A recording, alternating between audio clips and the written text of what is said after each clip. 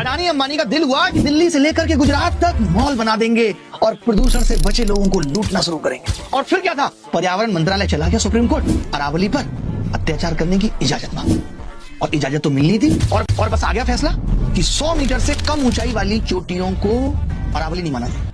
अब बात बताओ, अरावली पर्वत है या सुपरनोवा की 110 फ्लोर की बिल्डिंग या दुबई का बुर्ज खलीफा जो ऐसे से शुरू होगा और खत्म हो जाएगा? अरे भैया पर्वत है, ऐसे ऐसे ऐसे ऐसे चलेगा और पर्वत बनेगा। 10 मीटर 5 मीटर से शुरुआत होगी, पर्वत है वहां से। आप ये कहते ये नहीं हुआ। और कमाल की बात आप नहीं देख रहे हैं, लोग ये कह रहे हैं कि भैया 90% हिस्सा तो 100 मीटर से नीचे का है, यानी 90% खत्म। फिर एक और क्या है कि अगर 500 मीटर की दूरी पर है तो उसे भी अरावली का हिस्सा नहीं माना जाएगा, यानी अरावली खत्म। मेरी एक बात समझ नहीं आ रही, छोटे बड़े बहुत बड़े सब इन्फ्लुएंसर, सब जीएस के टीचर, खान सर, सब यही बता रहे हैं कि अरावली से इतना नुकसान हो जाएगा, ये हवाएं यहाँ आएंगी, हिमालय पे चिपक जाएंगे, हिमालय ढह जाएगा। तमाम तरीके का लॉजिक दे रहे हैं। तो मेरी ये समझ में नहीं आ रही कि ये लॉजिक उस कमेटी ने क्यों नहीं बताए जब ये फैसला आने वाला था। उसने भी तो बताए होंगे, या जज साहब ने बस ऐसे ही फैसला बना दिया? कुछ तो बताया होगा। तो सबको बताया और सुप्रीम कोर्ट को नहीं पता। ये सुप्रीम कोर्ट के दिल पे बात लग क्यों नहीं रही? क्यों ना एक प्रेस कॉन्फ्रेंस करके बता दिया जाए कि माजरा क्या है। मैं भी एक इंटरव्यू देखा था, पर्यावरण मंत्री हैं भूपेंद्र जी, वो इस चीज को ठहरा रहे थे सही। उनका कहना यह था कि देखिए भाई, अरावली पर्वत पे क्या है, 60% पे तो एग्रीकल्चर ऑलरेडी है, तो मिटाने का सवाल ही नहीं उठता।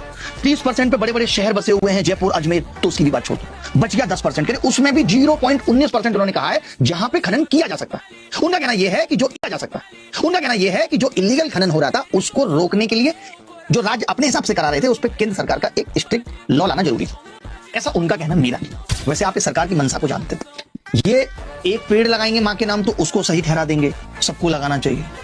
ये एक तरफ गांधी को बुरा भला कहेंगे और फिर कहेंगे कि गांधी स्वच्छ योजना चला देंगे। तो इनका समझ में नहीं आता कि ये जो करते हैं उसको ही ये सही ठहरा देते हैं। अभी इतने सारे ये पेड़ काटेंगे तो पेड़ काटने को सही ठहरा देंगे।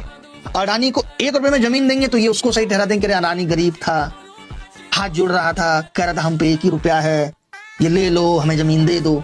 आप ऐसे ही देख लो, ये जमीनें तो सिर्फ 1 रुपए में बिकती हैं, डीलें तो अडानी अंबानी से होती हैं। तभी तो पार्टी फंड में 2014 में जहां 700 करोड़ थे आज 7000 करोड़ हो गए। मैंने नहीं चेक किया, रिपोर्ट कहती है जो ये इलेक्शन कमीशन में जमा करते हैं, हर पार्टी को जमा करनी पड़ती।